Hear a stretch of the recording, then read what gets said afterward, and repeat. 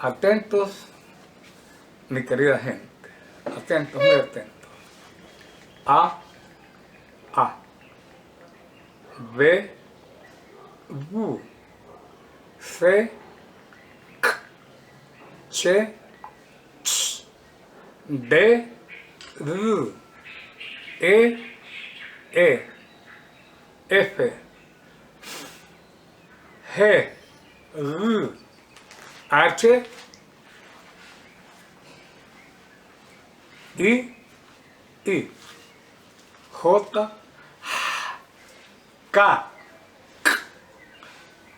L, L, L, M, N, Ñ, Ñ, O,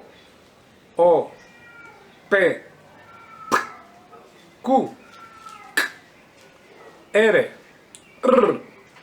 doble R, S, T, U, V, W, O, X, Y, Z. Bien, hoy vamos solo al fonema porque hemos dado el nombre y hemos dado el fonema o sonido. Hoy nos vamos únicamente con el fonema A, B, K, Ch, D, E, G,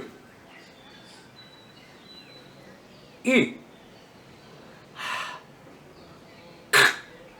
L, J, Ñ, O, P, K, R, S, T, U, B, U, X, Y.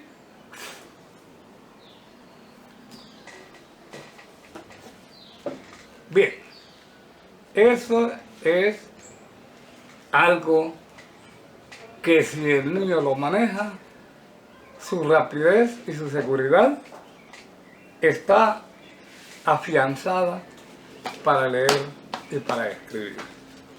Luego, con esas cositas, entrarle fuerte a esas papeletas y usted tiene muy seguro un 60% para aprender a leer y a escribir bien.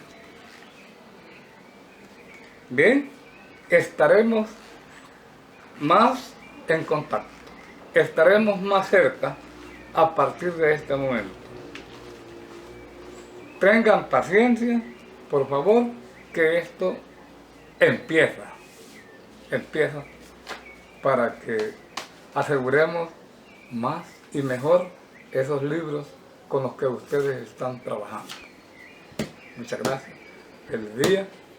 Y me cuentan el resultado de esto que acabamos de ver y de escuchar.